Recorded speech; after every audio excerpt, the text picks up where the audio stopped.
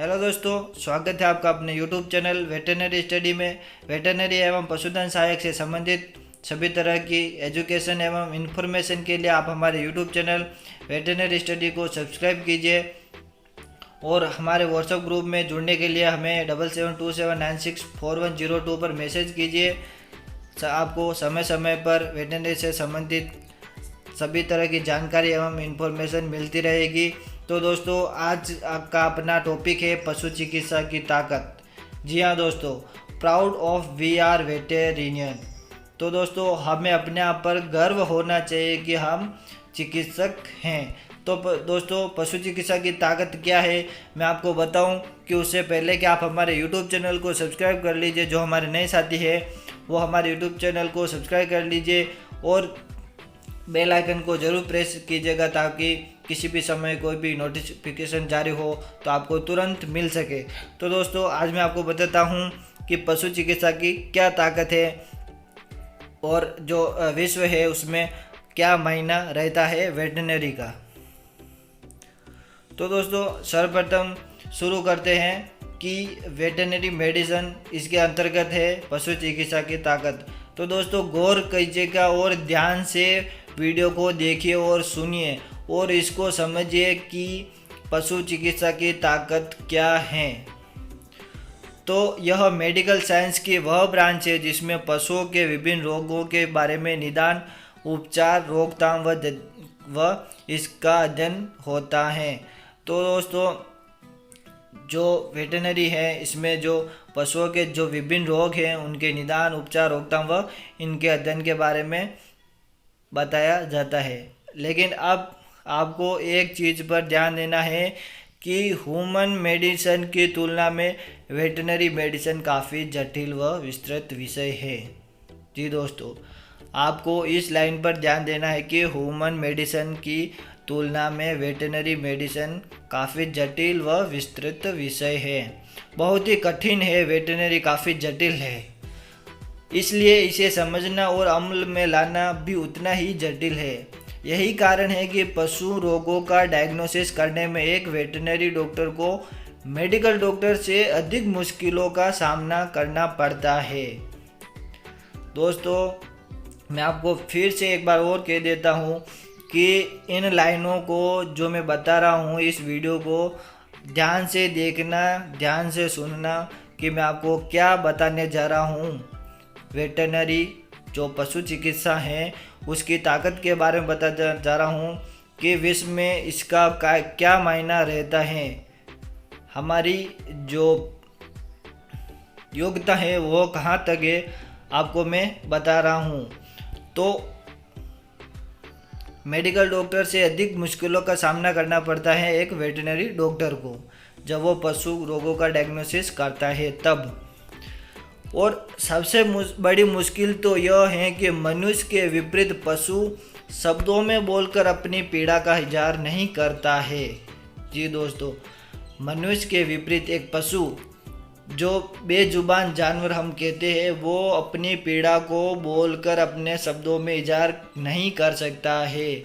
इसीलिए पशु चिकित्सक को स्वयं द्वारा किए गए परीक्षण पर ही निर्भर रहना पड़ता है।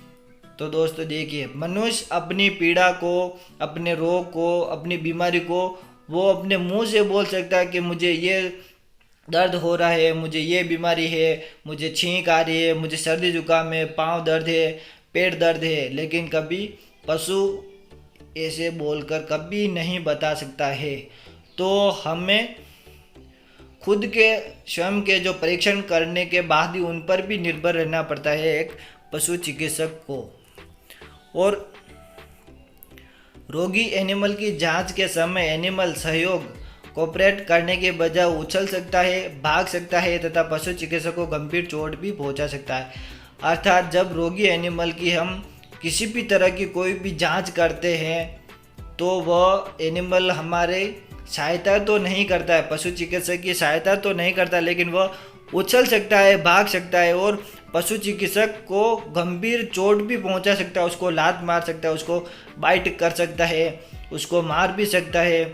अपने सिंग होते हैं जो उसको गंभीर चोट पहुंचा सकते हैं। तो दोस्तों, बहुत ही कठिन है वेटरनरी। पशु चिकित्सा बहुत ही कठिन है और हमें अपने आप पर गर्व होना चाहिए पशु चिकित्सक को कि वो एक वेटेरियन है, पशु चिकित्सक हैं, जिसका बहुत ही बड़ा पद होता है विश्व में पशु चिकित्सा के क्षेत्र में। और रोग के डायग्नोसिस में काफ़ी मदद रोग की हिस्ट्री से मिल सकती है, लेकिन कई पशुपालक तो हिस्ट्री भी गलत बता देते हैं, जिससे रोग का सही डायग्नोसिस करना और अधिक मुश्किल हो जाता है। तो दोस्तों, जब भी रोग का जो डायग्नोसिस हम करते हैं तो उसमें हिस्ट्री मिल सकती है, जिससे कि रोग हिस्ट्री अर्थात जो ओनर होता है, जो पशुपालक, उसका जो पशु का मालिक होता है, वो हमें हिस्ट्री बताता है और उसे हमें अधिक बार पता चल जाता है, जल्दी पता चल जाता है कि उसको क्या रोग है। लेकिन कई बार तो पशुपालक हिस्ट्री भी गलत बता देते हैं। ये और बड़ी समस्या है। अगर पशु 1 महीने से बीमार है या फिर उसको 1 महीने से कोई रोग है तो वो बोल देगा कि इसको 3, 4, 5 दिन हुए हैं, अभी बीमार हुआ है। तो अगर वो हिस्ट्री गलत बता रहा है तो हमारा जो किया कराया है वो सब पर पानी फिर जाता है, हम सही तरह से उसका डायग्नोसिस नहीं कर सकते हैं और अधिक मुश्किल हो जाती है।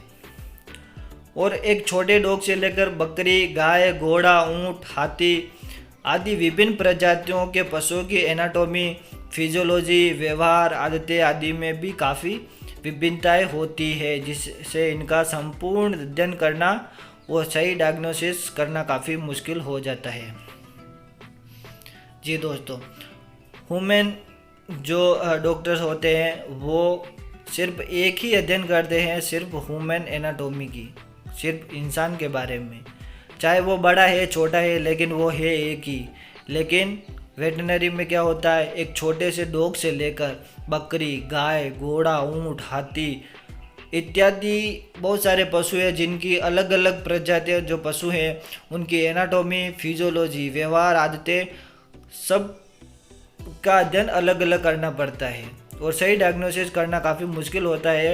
इतने सारे जानवरों का अलग अलग से अध्ययन करना, पढ़ाई करना कितना मुश्किल होता है दोस्तों, आप सोचिए।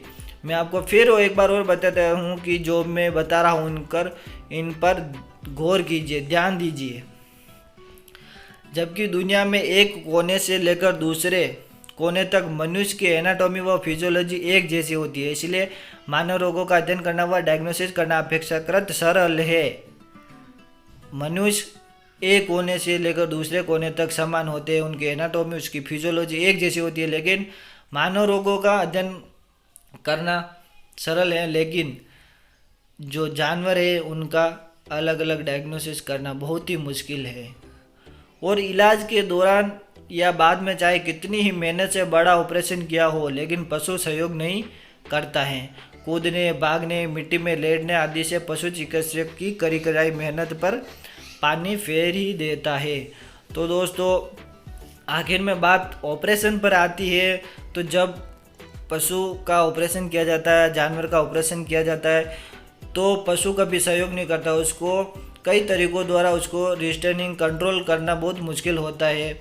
वो पशु चिकित्सक को चोट पहुंचा सकता है और वह कूदने, भागने, मिट्टी में लेटने आदि से पशु चिकित्सक की कड़ी कराई मेहनत पर पानी फेर देता है। तो दोस्तों, कहने का मतलब ये है कि जब ऑपरेशन के बाद जहाँ पर हम चीरा लगाते हैं, ऑपरेशन करते हैं, अगर वो वहाँ पर मिट्टी लग जाती है, अगर वो भाग जाता है, वो कूदता है, तो जो पशु चिकित्सक वेटरनरियन की जो कड़ी कराई मेहनत वो ऊपर वो पानी फेर देता है, वहाँ पर पस बनने लग जाती है, वो सड़ जाता है।